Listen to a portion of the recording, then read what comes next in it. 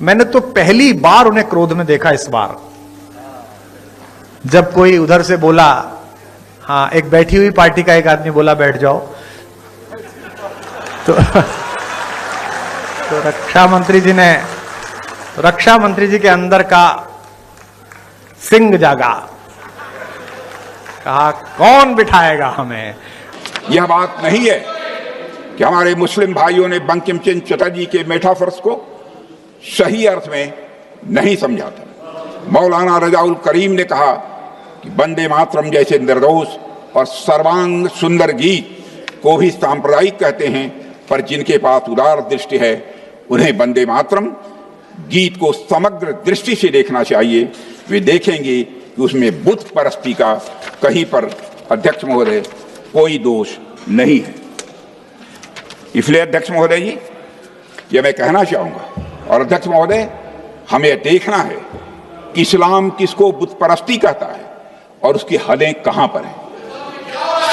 सच्चाई है कि भारतीय मुस्लिमों ने बंकिम चंद्र चटर्जी के भाव को, कौन बैठाने वाला है? कौन बैठाएगा? क्या बात करते हैं? यह हिम्मत हो गई है।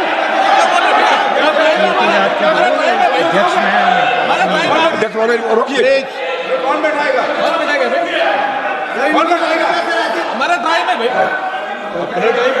हमारे साथी थे, हमारे साथी। अध्यक्ष महोदय, वंदे मातरम, प्लीज। अध्यक्ष महोदय, सच्चाई है। अध्यक्ष महोदय, संसद में कोई चाहे जो बोले, सच बोले, सत्य से थोड़ा परे भी बोले, लेकिन शोर शराबा नहीं मचाना चाहिए। खड़े होकर आप बाद में जब भी बोलने का अवसर मिले आप उसका प्रतिकार कर सकते हैं। संसद की मर्यादा है, सदैव मैंने इसका ध्यान रखा है महोदय। संसद तरफ से यह मेरे बारे में कोई नहीं कहता, संसद की मर्यादा मैंने कभी नहीं तोड़ी। भारत के यशस्वी रक्षा मंत्री जी हैं और मेरे प्रति पिछले 3 दशकों से पुत्रवत स्नेह उनका रहा है। और मैंने सदैव